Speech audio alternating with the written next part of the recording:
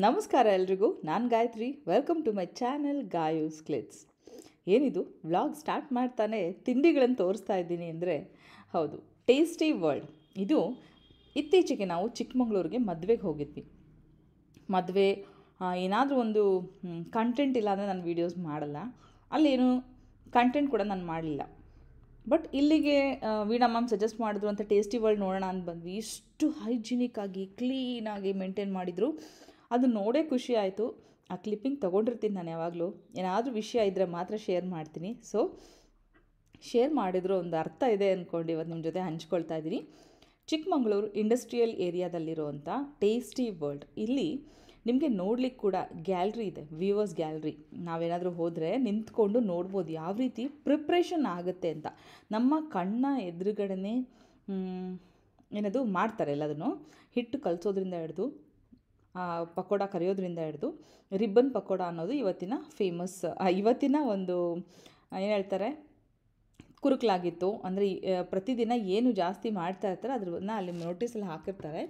ಹಾಗೆ college students ಹೋಗ್ತಾರೆ, ಅಲ್ಲಿ ಕೆಫೆಟೇರಿಯಾ ಥರನೂ ಇದೆ, ಕುತ್ಕೊಂಡು ಏನಾದ್ರು ತಿನ್ಕೊಂಡು ಬರ್ಬೋದು, ಕುಡ್ಕೊಂಡು ಬರ್ಬೋದು ಅಂತ. ಹಾಗೆ ನಾವು ನಮ್ಮಂಥ ವ್ಯೂವರ್ಸ್ ನೋಡೋಕ್ಕೆ ಹೋದರೆ ಈ ಥರ ಗ್ಯಾಲ್ರಿನಲ್ಲಿ ನಿಂತ್ಕೊಂಡು ಎಲ್ಲದನ್ನು ನೋಡ್ಕೊಂಡು ಬರ್ಬೋದು. ತುಂಬ ಹೈಜಿನಿಕ್ ಆ್ಯಂಡ್ ತುಂಬ ಚೆನ್ನಾಗಿ ಅನಿಸ್ತು. ಇದೆಲ್ಲ ರಿಬ್ಬನ್ ಪಕೋಡ ನೋಡಿ ಎಷ್ಟು ಮಾಡಿಟ್ಟಿದ್ದಾರೆ, ಮಾಡ್ತಾಯಿದ್ರು. ಇನ್ನು ಆ ಕ್ಲೆನ್ಲಿನೆಸ್ ನೋಡಿನೇ ನನಗೆ ನಿಮ್ಗೆಲ್ರಿಗೂ ಹೇಳಬೇಕು ಅಂತ ಅನಿಸ್ತು. ಒಳ್ಳೆ ಎಣ್ಣೆನ ಬಳಸ್ಬಿಟ್ಟು ಒಳ್ಳೆ ಹಿಟ್ಟನ್ನು ಬಳಸಿ ಎಲ್ಲೆಲ್ಲಿಂದ ಯಾವ್ಯಾವ ವಸ್ತುನ ತಗೊಂಡು ಮಾಡ್ತಾಯಿದ್ದಾರೆ ಅಂತ ಕೂಡ ಅವರಲ್ಲಿ ಮೆನ್ಷನ್ ಮಾಡಿದ್ದಾರೆ. ನೀವು ಗೂಗಲಲ್ಲಿ www.tastyworld.in ಅಂತ ಮಾಡಿದ್ರೆ ನಿಮಗೆ ಆ ಆ್ಯಪ್ ವೆಬ್ಸೈಟ್ ಓಪನ್ ಆಗುತ್ತೆ. ಅಷ್ಟೇ ಅಲ್ಲದೆ ಅಮೆಝಾನಲ್ಲಿ ಸಿಗುತ್ತೆ, ಫ್ಲಿಪ್ಕಾರ್ಟಲ್ಲಿ ಸಿಗುತ್ತೆ, ಸ್ವಿಗ್ಗಿಯಲ್ಲೂ ಕೂಡ ಸಿಗುತ್ತೆ. ನಿಮಗೆ ತರಿಸ್ಕೋಬೋದು ಏನಾದರೂ ಬೇಕಾದರೆ. ತುಂಬ ಟೇಸ್ಟಿ, ತುಂಬ ಅಂದರೆ ತುಂಬ ಚೆನ್ನಾಗಿತ್ತು. ಕ್ಯಾಶ್ಯೂಸ್ ಚೆನ್ನಾಗಿತ್ತು, ಪೆಪ್ಪರ್ ಕ್ಯಾಶ್ಯೂಸ್ ಅಂತ ಮಾಡಿದ್ರು, ತುಂಬ ಚೆನ್ನಾಗಿತ್ತು, ಮೆಣಸು ಹಾಕಿದಂಥ ಕ್ಯಾಶ್ಯೂ. ಮತ್ತು ನಾವು ಸಪ್ಪೆ ಚಕ್ಲಿ ತಂದಿದ್ವಿ, ನಾವಂತೂ ತಿನ್ನಲಿಲ್ಲ. ನಮ್ಮ ಸೀಸು ಮತ್ತು ಜಾಕಿಗಂತ ಒಂದು ಪ್ಯಾಕೆಟ್ ತಂದಿದ್ವಿ ಅಷ್ಟೇ. ಇಬ್ಬರು ತಿಂದು ಮುಗಿಸೋದು. ನಿಪ್ಪಟ್ಟು ಚೆನ್ನಾಗಿತ್ತು, ತುಂಬ ಚೆನ್ನಾಗಿತ್ತು. ರಿಬ್ಬನ್ ಪಕೋಡ ಅಂತೂ ಸಖತ್ತಾಗಿತ್ತು. ಅಲ್ಲೇ ತಿನ್ಲಿಕ್ಕೆ ತೊಗೊಂಡ್ವಿ ನಾವು ರಿಬ್ಬನ್ ಪಕೋಡ. ಮದುವೆ ಮನೇಲಿ ಊಟ ಮುಗಿಸಿ ಹೋಗಿದ್ದರಿಂದ ಹೆಚ್ಚಿಗೆ ನಮ್ಮ ಕೈಲಿ ತಿನ್ನಲಿಕ್ಕಾಗಲಿಲ್ಲ. ನಾನು ಒಂದು ಎಂಥದ್ದು ಲೆಮನ್ ಟೀ ತೊಗೊಂಡೆ, ಒಂದು ಐಸ್ ಲೆಮನ್ ಟೀ. ನಮ್ಮ ಮನೆಯವರು ಆ ಪಕೋಡ ಟೇಸ್ಟ್ ನೋಡಿದ್ರೆ ಅಷ್ಟೇ ಪಾಪ, ಅವ್ರು ಏನೋ ಒಂದು ಅರ್ಧ ಫಿಲ್ಟ್ರ್ ಕಾಫಿ ಕುಡಿದ್ರು. ನಂಗೆ ಆ ಬಿಸ್ಲಿಗೆ ಕಾಫಿ ಗಿಫಿ ಬೇಡ ಅಂದ್ಕೊಂಡು ಲೆಮನ್ ಐಸ್ ಟೀ ತೊಗೊಂಡೆ. ಇದು ನೋಡಿ ಹಿಟ್ಟು ಹಾಕಿದ್ರು ಆ ಮೆಷಿನ್ ಒಳಗೆ. ಮೆಷಿನು ಮನುಷ್ಯನ ಕೆಲಸನ ಎಷ್ಟು ಸುಲಭ ಮಾಡಿದೆ ಅನ್ನೋಕ್ಕೆ ಇದೇ ಸಾಕ್ಷಿ. ಅಲ್ಲಿ ಬಗ್ಗಿದೆಲ್ಲ ಅದು ಜಾಲರೆ, ಅದರಲ್ಲಿ ಎಣ್ಣೆ ಎಲ್ಲ ಕೆಳಗಡೆ ಇಳ್ಕೊಳ್ಳುತ್ತೆ. ಇದು ಫುಲ್ ಎಣ್ಣೆ ಇಳ್ಕೊಂಡ್ಮೇಲೆ ಅದನ್ನು ಕೆಳಗಡೆ ಇನ್ನೊಂದು ಟ್ರೇಗೆ ಕರ್ದಿರೋದನ್ನು ಬಗ್ಗಿಸ್ಕೋತಾರೆ, ತೆಗೆದು ಇನ್ನೊಂದು ಕಡೆ ಹಾಕ್ತಾರೆ. ಈಗ ಅವರು ಅದನ್ನು ಹಿಟ್ಟು ಹಾಕಿ ರೆಡಿ ಮಾಡಿಟ್ಟಿದ್ದಾರೆ. ಈಗ ಬಿಸಿ ಇರೋ ಎಣ್ಣೆಯಲ್ಲಿ ಅದನ್ನು ಒತ್ತಿದ್ರೆ ರಿಬ್ಬನ್ ಶೇಪಲ್ಲಿ ಪಕೋಡ ಕೆಳಗಡೆ ಬೀಳ್ತಾ ಹೋಗುತ್ತೆ. ಸೊ ನಿಮಗೂ ಅದನ್ನು ತೋರಿಸೋ ಉದ್ದೇಶದಲ್ಲಿ ನಾನು ಇದನ್ನು ಶೂಟ್ ಮಾಡಿದೆ. ಯಾಕಂದರೆ ಎಷ್ಟು ಚೆನ್ನಾಗಿ ಮಾಡ್ತಾರಂತ ನಮಗೂ ಗೊತ್ತಾಗಬೇಕಲ್ವಾ. ಇಬ್ಬರು ಸೇರ್ಕೊಂಡು ಮಾಡ್ತಾರೆ ನೋಡಿ. ಇವಾಗ ಕರ್ದಿರೋದನ್ನು ತೆಗಿತಾ ಇದ್ದಾರೆ, ಪಕೋಡ ತೆಗಿತಾ ಇದ್ದಾರೆ ಕರ್ದಿರೋದನ್ನು.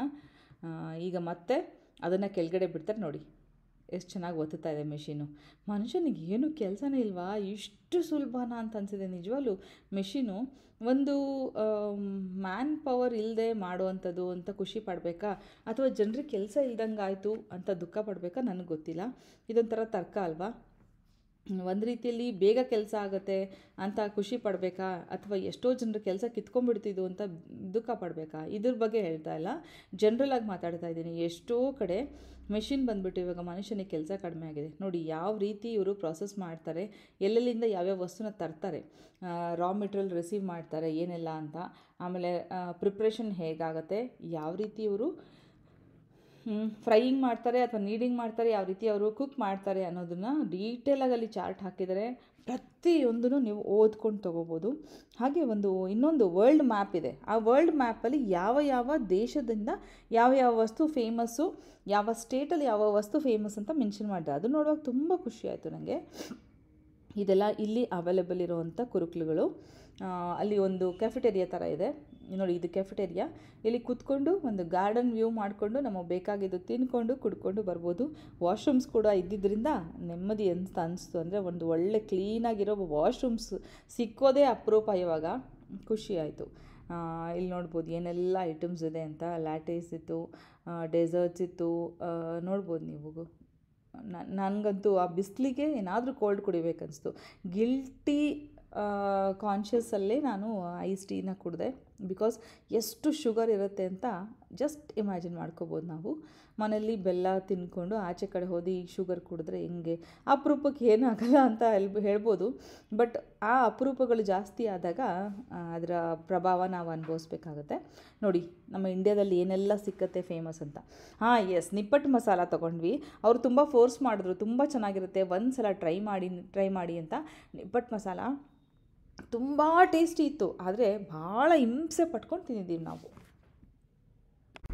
ಇದು ರಿಬ್ಬನ್ ಪಕೋಡ. ಇದನ್ನು ಇಷ್ಟು ಟೇಸ್ಟಿಗೆ ಸ್ವಲ್ಪ ತೊಗೊಂಡು ತಿಂದ್ವಿ. ನಿಪ್ಪಟ್ಟು ಮಸಾಲ ಮಾತ್ರ ಚೆನ್ನಾಗಿತ್ತು, ಬಟ್ ಹೇಳ್ತಾರಲ್ಲ ಹಿಂಸೆ ಪಟ್ಕೊಂಡು ಊಟ ಆಗಿತ್ತಲ್ವ, ಬೇಕಾಗೇ ಇರಲಿಲ್ಲ. ಅವರು ಇಲ್ಲ ಸರ್ ನಮ್ಮಲ್ಲಿ ನಿಪ್ಪಟ್ಟು ಮಸಾಲ ನೀವು ಟೇಸ್ಟ್ ಮಾಡಲೇಬೇಕು ಅಂತ ಫೋರ್ಸ್ ಮಾಡಿಕೊಟ್ರು. ಸರಿ ಅಂದ್ಕೊಂಡು ಟೇಸ್ಟ್ ಮಾಡಿದ್ವಿ. ಅಕ್ಕಪಕ್ಕದ ವ್ಯೂ ಭಾಳ ಚೆನ್ನಾಗಿತ್ತು. ಆ ಗಾರ್ಡನ್ ವ್ಯೂ ಅಲ್ಲಿ ಕುತ್ಕೊಂಡು ತಿನ್ನುವಾಗ ಏನೋ ಒಂದು ಖುಷಿ ಅನಿಸುತ್ತೆ, ಪ್ಲೆಸೆಂಟ್ ಅನಿಸುತ್ತೆ. ಆ ಬಿಸಿಲಿಗೆ ಅದು ಭಾಳ ಖುಷಿ ಕೊಡ್ತಾಯಿತ್ತು ನಮಗೆ. ಅಲ್ಲೆಲ್ಲ ತಿಂದ್ಕೊಂಡು ಕುಡ್ಕೊಂಡು ಅಲ್ಲೇ ಪಕ್ಕದಲ್ಲೇ ಅವ್ರದ್ದು ವಾಕಿನ್ ಸ್ಟೋರ್ ಇದೆ, ಅಲ್ಲಿ ಹೋಗ್ಬಿಟ್ಟು ನಾವು ಏನು ಬೇಕೋ ತೊಗೊಂಡ್ವಿ. ನೋಡಿ ಏನೆಲ್ಲ ತೊಗೊಂಡ್ವಿ ಅಂತ ತೋರಿಸ, ನಿಪ್ಪಟ್ಟು, ಶೇಂಗಾ, ಹೋಲ್ ಶೇಂಗಾ ಆ್ಯಂಡ್ ಚಕ್ಲಿ. ಇನ್ನು ನಮ್ಮ ಮನೆಯವ್ರು ಅವ್ರ ಫ್ರೆಂಡ್ ಯಾರಿಗೋ ಊಟ ಕಳಿಸಿದ್ರಲ್ಲ ಅವ್ರಿಗೆ ಬಾಕ್ಸ್ ಕೊಡಬೇಕಂತ ಜಾಮೂನ್ದೊಂದು ಬಾಕ್ಸು, ಒಂದು ಚಕ್ಲಿ ಬಾಕ್ಸ್ ಪ್ಯಾಕೆಟ್ ತೊಗೊಂಡ್ರು. ಇನ್ನೊಬ್ರಿಗೆ ಕೊಡ್ಲಿಕ್ಕೆ ತೊಗೊಂಡ್ವಿ. ಹಾಗೆ ನಮ್ಮ ವಿಜಿಗೆ ಒಂದಷ್ಟು ಸ್ನ್ಯಾಕ್ಸು, ನಮ್ಮ ಜಾಕಿಗಳು ಮತ್ತು ಸೀಜುಗೆ ಒಂದಷ್ಟು ಸ್ನ್ಯಾಕ್ಸು ತೊಗೊಂಡು. ಚಾಕ್ಲೇಟ್ ಚೆನ್ನಾಗಿ ಅನಿಸ್ತು, ಬಟ್ ಸ್ವೀಟ್ ಅಂತ ಅಂದ್ಕೊಂಡು ಬಿಟ್ಟು ಬಂದ್ವಿ. ಸ್ವೀಟ್ಸ್ ಏನೂ ತೊಗೊಳ್ಳಿಲ್ಲ. ಫ್ರೈಡ್ ಐಟಮ್ಸು ಸ್ವಲ್ಪ ತೊಗೊಂಡಿದ್ದು, ಅದು ನಮಗೆ ತಿನ್ನೋದಕ್ಕಿಂತ ಮಕ್ಕಳಿಗೆ ತಿಂತಾರೆ ಅಂತ ಹೇಳ್ಕೊಂಡು ತೊಗೊಂಡು ಬಂದ್ವಿ. ನಾನು ಪರ್ಸ್ನಲಿ ತೊಗೊಂಡಿದ್ದು ನಿಪ್ಪಟ್ಟು, ಚೆನ್ನಾಗಿತ್ತು, ಚೆನ್ನಾಗಿ ಅನಿಸ್ತು ತಿನ್ನೋಕ್ಕೆ, ಟೇಸ್ಟಿಯಾಗಿತ್ತು. ಹಾಗೆ ಕಾಫಿ ಪುಡಿ ತೊಗೊಂಡು ಬಂದೆ, ಅದು ಕೂಡ ಚೆನ್ನಾಗಿದೆ. ಕಾಫಿ ಪುಡಿ ಟೇಸ್ಟ್ ಮಾಡಿದೆ, ನೋಡೋಣ ಅಂತ ಅಂದ್ಕೊಂಡು ತಂದೆ, ಚೆನ್ನಾಗಿತ್ತು. ಮತ್ತು ಮನೆಗೆ ಅಂತ ಅವರು ಎಲ್ಲದನ್ನೂ ಪಾಪ ಹೇಳ್ತಾರೆ, ಇದು ಚೆನ್ನಾಗಿದೆ, ಅದು ಚೆನ್ನಾಗಿದೆ, ಬಾಳೆಕಾಯಿ ಚಿಪ್ಸ್ ಚೆನ್ನಾಗಿದೆ ಅಂತ.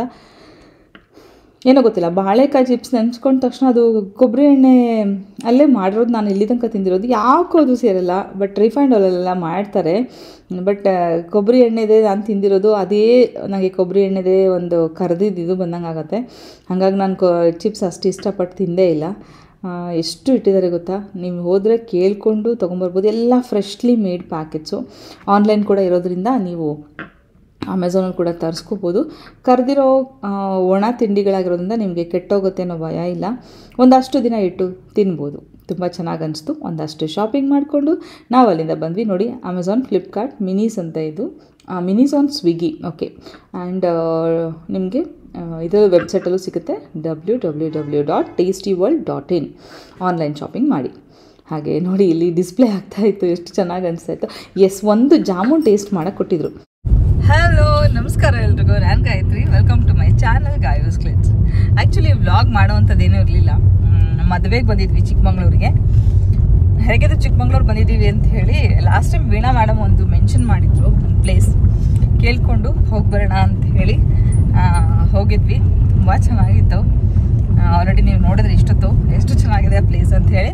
ಆ್ಯಂಡ್ ಏನಂದರೆ ನಮಗೆ ಆಚೆ ಕಡೆ ಸಿಗೋದೆಲ್ಲದು ಕ್ಲೀನಾಗಿ ಹೈಜಿನಿಕ್ ಆಗಿ ಸಿಗುತ್ತೆ ಅಂತ ನಂಬಕ್ಕೆ ಸಾಧ್ಯವೇ ಇಲ್ಲ. ಆದರೆ ಈ ಥರ ಒಂದು ಪ್ರೂಫ್ ಇದ್ದಾಗ ನಿಜವಾಗ್ಲೂ ನಂಬೋದು. ಎಷ್ಟು ಲಾರ್ಜ್ ಕ್ವಾಂಟಿಟಿಯಲ್ಲಿ ಪ್ರೊಡಕ್ಷನ್ ಆಗ್ತಾಯಿದೆ ಸ್ನ್ಯಾಕ್ಸು. ಒಳ್ಳೆ ಎಣ್ಣೆ ಬಳಸ್ಬಿಟ್ಟು ಒಳ್ಳೆ ಯುಟೆನ್ಸಿಲ್ಸ್ನ ಬಳಸಿ ಮಾಡ್ತಾರೆ. ಅದು ಕಿಚನ್ ಅಷ್ಟು ಹೈಜಿನಿಕ್ ಆಗಿದೆ. ಸೊ ನಿಮಗೆ ನಮಗೆ ಸಿಗುತ್ತೆ ಅಂದರೆ ಎಲ್ರಿಗೂ ಸಿಗುತ್ತೆ. ಅಮೆಝಾನಲ್ಲಿ ಸಿಗುತ್ತೆ, ಫ್ಲಿಪ್ಕಾರ್ಟಲ್ಲಿ ಸಿಗುತ್ತೆ, ಸ್ವಿಗ್ಗಿಯಲ್ಲಿ ಸಿಗುತ್ತೆ. ಸೊ ನಿಮಗೆ ಇ ಕಾಮರ್ಸಲ್ಲಿ ನೀವು ಯಾರು ಬೇಕಾದರೂ ತರಿಸ್ಕೋಬೋದು ಆನ್ಲೈನಲ್ಲಿ. ಸೊ ತರಿಸ್ಕೋಬೋದು. ಟೇಸ್ಟಿ ವರ್ಲ್ಡ್ ಅಂತ www.tastyworld ಅಂತ ಟೈಪ್ ಮಾಡಿದ್ರೆ ನಿಮಗೆ ಸ್ನ್ಯಾಕ್ಸ್ ಎಲ್ಲ ಸಿಗುತ್ತೆ. ನೀವು ಎಂಜಾಯ್ ಮಾಡಿ, ಸಕ್ಕತ್ತಾಗಿದೆ. ನಾನೊಂದಷ್ಟು ತೊಗೊಂಡಿದ್ದೀನಿ. ಅಂದರೆ ಯಾರೆಲ್ಲ ನಮ್ಮ ಮನೆಗೆ ಊಟ ಕೊಟ್ಟಿರ್ತಾರೆ ಅವ್ರಿಗೆಲ್ಲ ಏನಾದರೂ ವಾಪಸ್ ಕೊಡುವಾಗ ಒಳ್ಳೇದೇನಾದರೂ ಕೊಡೋಣ ಅಂತ ಅಂದ್ಕೊಂಡು ಯಾವಾಗಲೂ ಪೆಂಡಿಂಗ್ ಇಟ್ಟಿರ್ತೀವಿ.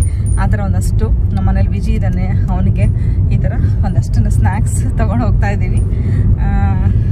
ಬನ್ನಿ, ಏನಾದರೂ ಇಂಟ್ರೆಸ್ಟಿಂಗಾಗಿ ದಾರಿಯಲ್ಲಿ ಸಿಕ್ಕರೆ ನರ್ಸರಿಗೆ ಹೋಗ್ಬೇಕಂತ ಅಂದ್ಕೊಂಡ್ವಿ. ಸಿಕ್ಕರೆ ಮಾತ್ರ ತೋರಿಸ್ತೀನಿ. ಸೊ ಈ ವ್ಲಾಗ್ ಇಷ್ಟ ಆದರೆ ನಮ್ಮ ಜಾಕಿಗೂ ಚಕ್ಲಿ ತೊಗೊಂಡಿದ್ದೀವಿ, ಸಪ್ಪೆ ಚಕ್ಲಿ. ನೋಡೋಣ ಏನು ತಿಂತಾರೆ. ಫ್ರೈಡ್ ಐಟಮ್ಸ್ ಜಾಸ್ತಿ ಕೊಡಬಾರ್ದು, ಸಾಲ್ಟ್ ಹಾಗೆ ಮಸಾಲ ಏನೂ ಇಲ್ಲದೆ ಇರೋವಂಥ ಸಪ್ಪೆ ಚಕ್ಲಿ ತೊಗೊಂಡಿದ್ದೀವಿ. ಬನ್ನಿ, ಥ್ಯಾಂಕ್ ಯು. ಹಾಗೆ ನಮ್ಮ ಗಾರ್ಡನಲ್ಲಿ ಸಂಜೆ ಬಂದು ಗಾರ್ಡನಲ್ಲಿ ಒಂದು ರೌಂಡ್ ಹಾಕ್ಕೊಂಡು ಬಂದಾಗ ನಮ್ಮ ಗಾರ್ಡನಲ್ಲಿ ಬೆಳೆದಂಥ ರೋಸ್ ಹಾಗೆ ಎಲೆಗಳು ಹಾಗೆ ಈ ಹುಲ್ಲಿನ ಕಡ್ಡಿ, ನಂಗೆ ಅದ್ರ ಹೆಸರು ಗೊತ್ತಿಲ್ಲ, ಅಷ್ಟು ತೊಗೊಂಡು ಬಂದು ನಾನು ಸ್ವಲ್ಪ ಈ ರೀತಿ ನಾವು ಮುಂಚೆ ನಮ್ಮ ಅಮ್ಮನ ಮನೇಲಿದ್ದಾಗ ನಮ್ಮದು ಚೆನ್ನಾಗಿತ್ತು ಗಾರ್ಡನ್, ಪುಟ್ಟಿಗಟ್ಟಲೆ ರೋಸ್ ಬಿಡ್ತಾಯಿತ್ತು. ಹಾಗೆ ತುಂಬ ಫ್ಲೋರಲ್ ಪ್ಲ್ಯಾಂಟ್ಸ್ ಜಾಸ್ತಿ ಇದ್ದಿದ್ದರಿಂದ ನಾನು ಡೈಲಿ ಈ ರೀತಿ ಇಡ್ತಾ ಇದ್ದೆ ವಾಸಲ್ಲಿ.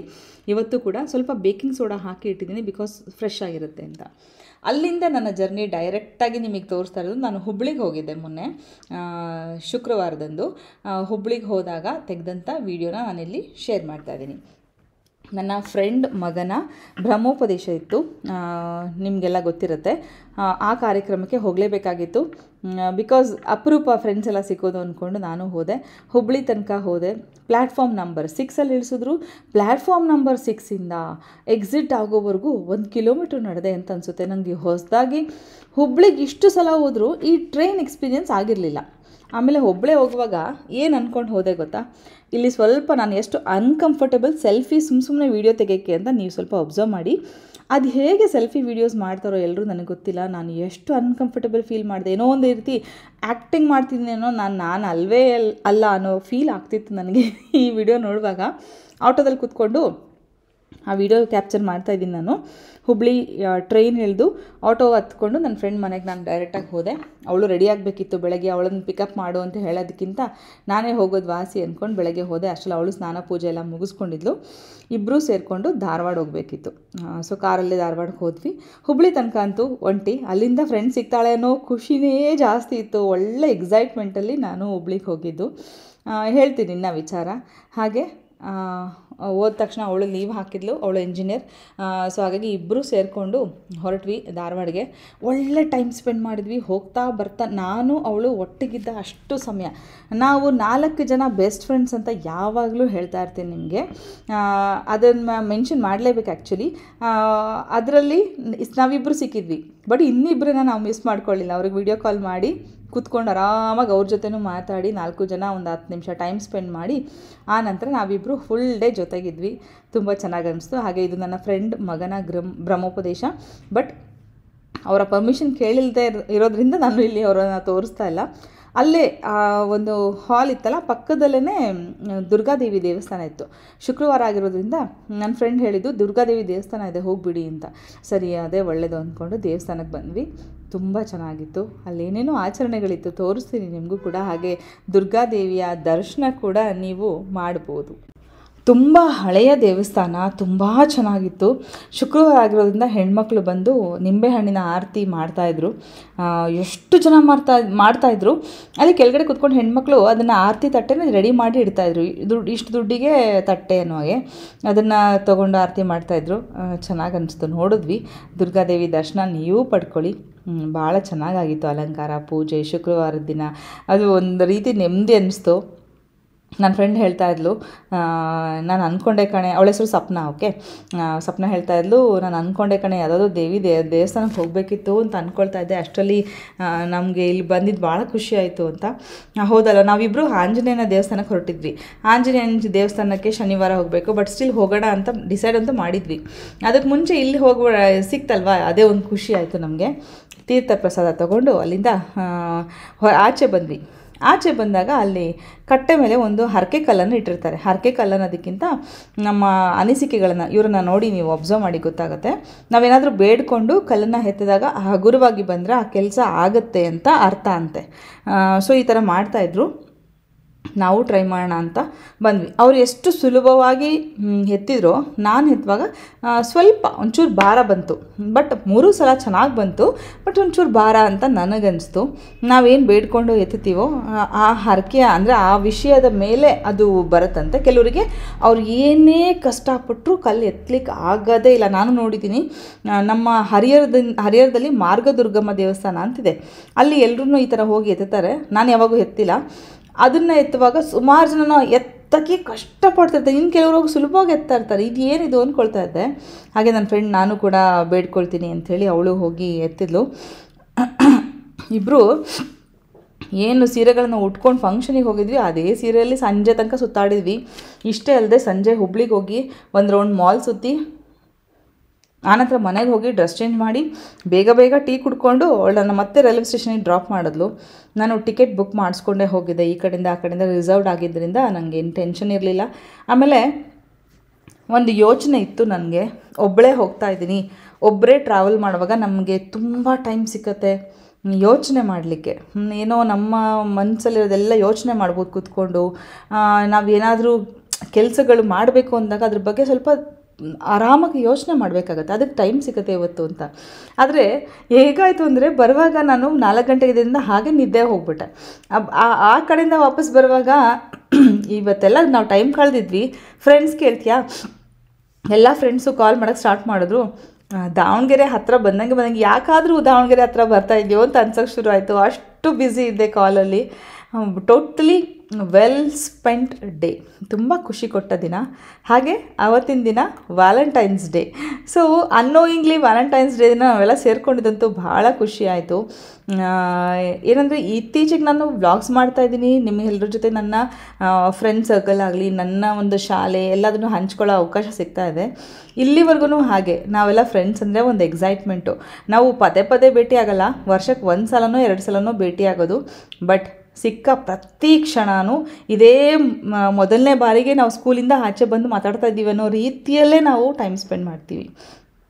ಎಷ್ಟೋ ಜನ ಹೊಸ ಸಬ್ಸ್ಕ್ರೈಬರ್ಸ್ಗೆ ಗೊತ್ತಿರಲ್ಲ, ಅದಕ್ಕೋಸ್ಕರ ಹೇಳ್ತಾ ಇದ್ದೀನಿ. ಹಾಗೆ ಇದು ನುಗ್ಗೆಕೆರೆ ಆಂಜನೇಯ ಸ್ವಾಮಿ ದರ್ಶನ ಮಾಡ್ಕೊಳ್ಳಿ. ಅಲ್ಲಿ ಕ್ಲೀನಿಂಗ್ ನಡೀತಾ ಇತ್ತು. ನೆಕ್ಸ್ಟ್ ಡೇ ಶನಿವಾರ ಆಗಿದ್ದರಿಂದ ಅವರು ಪೂರ್ತಿ ದೇವಸ್ಥಾನನ ತೊಳಿತಾ ಇದ್ರು ನೀರು ಹಾಕ್ಕೊಂಡು. ಸರಿ ನಿಮಗೂ ತೋರಿಸ್ಬೇಡ ಅಂಥೇಳಿ ಸದ್ಯ ಬಿಟ್ರಲ್ಲ ಒಳಗೆ ಖುಷಿಯಿಂದ. ಅದು ಮಧ್ಯಾಹ್ನದ ಟೈಮು, ನಿಮಗೂ ಕ್ಯಾಪ್ಚರ್ ಮಾಡಿ ತೋರಿಸ್ತಾ ಇದ್ದೀನಿ. ಓಕೆ, ನಾವೆಲ್ಲ LKGಯಿಂದ ಹೆಚ್ಚು ಕಡಿಮೆ ಡಿಗ್ರಿ ತನಕ ಒಟ್ಟಿಗೆ ಇದ್ದವರು. ಹಾಗಾಗಿ ಬಾಂಡಿಂಗ್ ತುಂಬಾ ಸ್ಟ್ರಾಂಗ್ ಆಗಿದೆ ನಮ್ಮಲ್ಲಿ. ಅವ್ರ ಫ್ಯಾಮಿಲಿ ನಮ್ಮ ಫ್ಯಾಮಿಲಿ ಅಂತೇನು ಇಲ್ಲ, ಎಲ್ಲರಿಗೂ ಗೊತ್ತು. ಅಷ್ಟು ನೆಮ್ಮದಿಯಾಗಿ ನಾವು ಟೈಮ್ ಸ್ಪೆಂಡ್ ಮಾಡ್ತೀವಿ ಒಟ್ಟಿಗಿದ್ದಾಗ. ಹಾಗೆ ಇಲ್ಲೊಂದು ರಾಮನ ಏನು ಹೇಳ್ತಾರೆ, ಅಯೋಧ್ಯೆಯ ರಾಮನ ದೇವಸ್ಥಾನ ಇದೆಯಲ್ಲ, ಆ ದೇವಸ್ಥಾನದ ಒಂದು ಮಿನಿಯೇಚರ್ನ ಇಲ್ಲಿ ಮಾಡಿಟ್ಟಿದ್ರು. ಯಾರು ಮಾಡಿದ್ದು ಅಂತ ನಿಮಗೆ ತೋರಿಸ್ತೀನಿ. ಇಲ್ಲಿ ನೋಡಿ, ಮೊದಲನೇ ಮಹಡಿಯಲ್ಲಿ ಬಲರಾಮ ಅಂದರೆ ಬಾಲರಾಮ, 2ನೆಯ ಮಹಡಿಯಲ್ಲಿ ರಾಮ, ಲಕ್ಷ್ಮಣ, ಸೀತೆ, ಹನುಮಂತನ ಸಹಿತ 2ನೇ ಮಹಡಿಯಲ್ಲಿತ್ತು. ನಂಗೆ ಭಾಳ ಆಶ್ಚರ್ಯ ಅನಿಸ್ತು. ರೆಪ್ಲಿಕಾ ಆಫ್ ಅಯೋಧ್ಯೆ ರಾಮ ಮಂದಿರ ಎಷ್ಟು ಚೆನ್ನಾಗಿ ಮಾಡಿದಾರಲ್ಲ ಅಂತ ನೋಡಿ. ಇದು ರಾಮ್ಲಲ್ಲ ಭಾಳ ಚೆನ್ನಾಗಿ ಮಾಡಿದರು. ಹಾಗೆ ಅವರೊಂದು ವಿಷಯನ ಹಾಕಿದಾರಲ್ಲ, ನೋಟಿಸ್ ಬೋರ್ಡಲ್ಲಿದೆ, ಯಾರು ಯಾವ ಊರಿಗೆ ಕರೆದ್ರೂ ನಾನು ಬಂದು ಪ್ರದರ್ಶನ ಮಾಡ್ತೀನಿ, ಊಟ ಮತ್ತು ವಸತಿಯನ್ನು ನೋಡಿಕೊಂಡ್ರೆ ಸಾಕು ಅಂತ ಹೇಳಿದ್ದಾರೆ. ಅದು ನೋಡಿ ಭಾಳ ಖುಷಿ ಆಯಿತು. ನೋಡೋಣ ನೆಕ್ಸ್ಟ್ ಟೈಮ್ ನಮ್ಮ ಈವೆಂಟ್ ಇದ್ದಾಗ ಅವ್ರಿಗೆ ಹೇಳೋಣ, ಬರ್ತಾರೆ ಅಂದರೆ ಬರಲಿ, ಬಂದು ಇದನ್ನು ಒಂದು ಕಡೆ ಡಿಸ್ಪ್ಲೇಗೆ ಇಟ್ಟರೆ ಎಷ್ಟು ಚೆನ್ನಾಗಿರುತ್ತಲ್ಲ, ಬಂದವರೆಲ್ಲ ನೋಡ್ಕೊಂಡು ಹೋಗ್ತಾರೆ. ಅಷ್ಟು ಏನಂದರೆ ನಾವು ಅಲ್ಲಿಗೆ ಹೋಗಿ ಅವ್ರು ಮಾಡಿರೋ ಉದ್ದೇಶ ಏನಂತೆ ಗೊತ್ತಾ, ತುಂಬ ವಯಸ್ಸಾದವ್ರಿಗೆ ರಾಮ ಮಂದಿರ ನೋಡೋಕ್ಕಾಗಲ್ಲ, ಅವರೆಲ್ಲ ಇಲ್ಲೇ ನೋಡ್ಕೊಂಬಿಡ್ಲಿ ಅಂತ ನಾನು ಮಾಡಿದ್ದೀನಿ ಅಂತ ಹಾಕ್ಕೊಂಡಿದ್ದಾರೆ. ಆ ವಿಷಯ ಕೇಳಂತೂ ಇನ್ನೂ ಖುಷಿ ಆಯಿತು ನನಗೆ. ಹೌದಲ್ವಾ ಅಂತ ಅನಿಸಿದ್ದು ನಿಜ. ನೋಡಿ, ಒಳಗಡೆ ಕಂಬಗಳನ್ನು ಸಹಿತ ಎಷ್ಟು ಅಚ್ಚುಕಟ್ಟಾಗಿ ಮಾಡಿದ್ದಾರೆ. ಆ ವರ್ಕಿಗೆ, ಈ ಆರ್ಟಿಗೆ ನಿಜವಾಗ್ಲೂ ಹ್ಯಾಟ್ಸ್ ಆಫ್. ತುಂಬ ಅಂದರೆ ರಾಮ ಅಷ್ಟು ಮುದ್ದಾಗಿ ಕಾಣಿಸ್ತಾ ಇದೆ. ನಾನು ಝೂಮ್ ಮಾಡ್ಕೊಂಡು ನೋಡಿದಾಗ ನನಗೆ ಅದು ಚೆನ್ನಾಗಿ ಗೊತ್ತಾಯಿತು. ಇದು ಆಂಜನೇಯ ಸ್ವಾಮಿ ದೇವಸ್ಥಾನದಲ್ಲೇ ಇಟ್ಟಿದ್ದಾರೆ ಪಕ್ಕದಲ್ಲಿ. ಅದ್ರ ಬಗ್ಗೆ ಸ್ವಲ್ಪ ಇನ್ಫಾರ್ಮೇಷನ್ ಕೂಡ ಇತ್ತು. ಹಾಗೆ ಫೋನ್ ನಂಬರ್ಸ್ ಇದೆ, ಯಾರಿಗಾದರೂ ಇದ್ರ ವಿಚಾರ ತಿಳ್ಕೊಬೇಕು ಅಂದರೆ ಆ ಫೋನ್ ನಂಬರ್ ಸ್ಕ್ರೀನ್ಶಾಟ್ ತೆಗೆದು ನೀವು ಅವರಿಗೆ ಕಾಲ್ ಕೂಡ ಮಾಡ್ಬೋದು. ಇಲ್ಲಿ ಕೊಟ್ಟಿದ್ದಾರೆ 10 ಜಿಲ್ಲೆಗಳಲ್ಲಿ ಪ್ರದರ್ಶನ ಕೊಟ್ಟಿದ್ದೇನೆ ಅಂತ ಹಾಕಿದ್ದಾರೆ ಅವರು. ಯಾರು ಬನ್ನಿ ತೋರಿಸ್ತೀರಿ. ಈ ನ್ಯೂಸ್ ಪೇಪರ್ ಕ್ಲಿಪ್ಪಿಂಗಲ್ಲಿದ್ದಾರೆ ನೋಡಿ.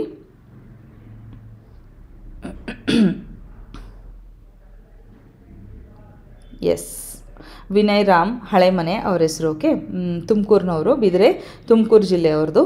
ಸೊ ಇನ್ನೂ ಚೆನ್ನಾಗಾಯಿತು, ನಾವು ಬೆಂಗಳೂರಿಗೆ ಕರೀಬೋದು. ಕ್ಲೀನಿಂಗ್ ನಡೀತಾ ಇತ್ತು. ನಾವು ಕೆರೆ ನೋಡಬೇಕು, ನುಗ್ಗೆಕೆರೆ ಅಂದಮೇಲೆ ಕೆರೆ ನೋಡದೆ ಹೋಗೋಕ್ಕಾಗತ್ತಾ? ಅವರಿಗೆ ಒಂಚೂರು ಎಕ್ಸ್ಕ್ಯೂಸ್ ಕೇಳಿ ಅಲ್ಲೇ ಕೆರೆನ ಸ್ವಲ್ಪ ನೋಡ್ಕೊಂಡು ಹೋಗೋಣ ಅಂತ ಅಂದ್ಕೊಂಡು ಮುಂದೆ ಬಂದ್ವಿ. ಅಲ್ಲಿಂದ ಆಚೆ ಬಂದು ಸ್ವಲ್ಪ ವಾಕ್ ಮಾಡೋಷ್ಟರಲ್ಲಿ ಅವ್ರು ಹೇಳಿದ್ರು, ಇಲ್ಲ ಇಲ್ಲಿ ವಾಕ್ ಮಾಡಿರಿ, ಕೆರೆ ವಾಕ್ ಮಾಡೋಕ್ಕೂ ಜಾಗ ಇದೆ ಅಂತಂದರು. ಭಾಳ ಖುಷಿಯಾಗಿ ನಡಿ ಅಂತೇಳಿ, ಸಿಕ್ಕಾಪಟ್ಟೆ ಬಿಸಿಲು, ಚಪ್ಪಲ್ ಬೇರೆ ಹಾಕ್ಕೊಂಡಿರಲಿಲ್ಲ. ಓಡಿದ್ವಿ, ಕಾರ್ ಹತ್ರ ಹೋಗಿ ಮೊದಲು ನೀರು ಕುಡಿದು ಕೂತ್ಕೊಂಡು ಮುಂದಕ್ಕೆ ಹೋದ್ವಿ. ವಾಕ್ ಮಾಡೋಕ್ಕೆ ಎಲ್ಲಿ ಜಾಗ ಇದೆ ಅಂತ ಹೇಳಿದ್ರು, ಅಲ್ಲಿಗೆ ಹೋಗ್ಬಿಟ್ಟು ಅಲ್ಲಿ ಒಂದು ರೌಂಡ್ ವಾಕ್ ಮಾಡಿದ್ವಿ.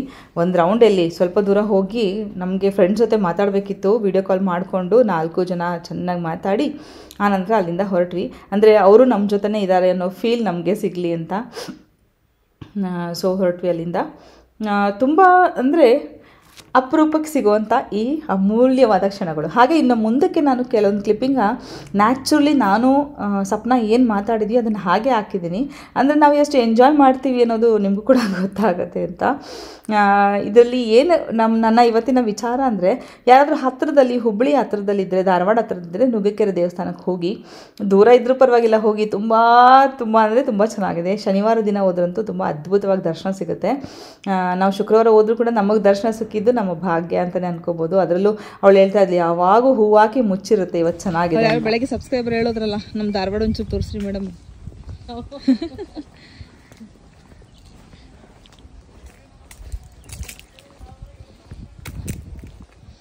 ಸೀರೆ ತೋರಿಸ್ತೀವಿ ಅಂದರು ಅವರು.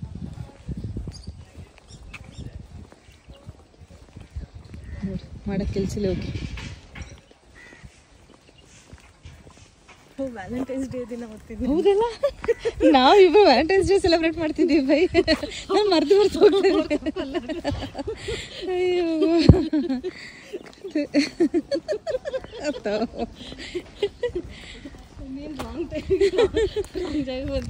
ನಾನು ವಿಡಿಯೋ ಮಾಡ್ತಿರೋದು ಓಡೋಬಿಡ್ತಾರೆ ಅವ್ರೀಗ. ಅವರಪ್ಪ ಅವರಮ್ಮ ವಿಡಿಯೋ ನೋಡಿ ಬೇಡಪ್ಪ ಅವ್ರು ಹಿಡಿಯೋದೇ ಬೇಡ.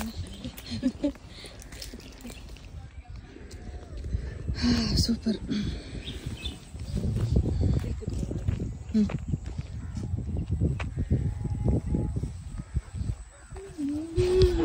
ಹೌದು.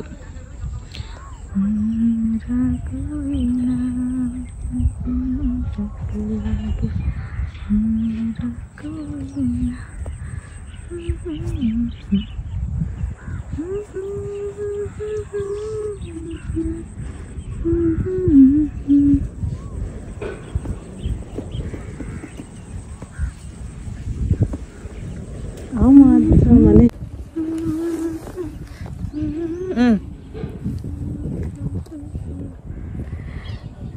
ಇದು ನುಗ್ಗೆಕೆರೆ ಆಂಜನೇಯನ ದೇವಸ್ಥಾನಕ್ಕೆ ಬಂದಿದ್ದೀವಿ. ಸಕ್ಕದಾಗಿದೆ ಆ್ಯಂಬಿಯನ್ಸು.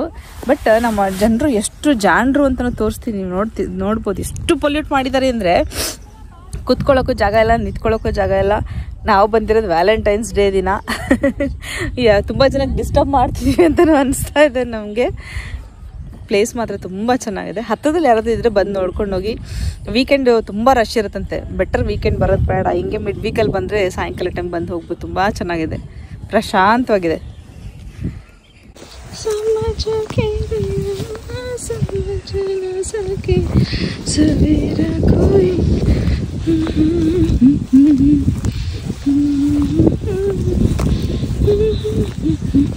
ಏನೋ ಮಾಡ್ತಾನಲ್ಲ ಅವನು, ಮೀನು ಹಿಡಿತಾ ಇದ್ದಾನ.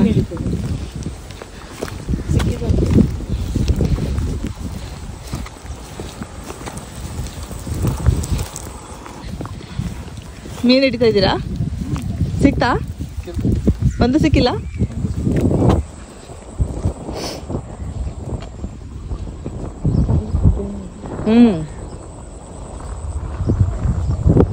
ಏನು ಫುಡ್ ಹಾಕ್ತಿದ್ದೀರಾ? ತೋರಿಸಿ.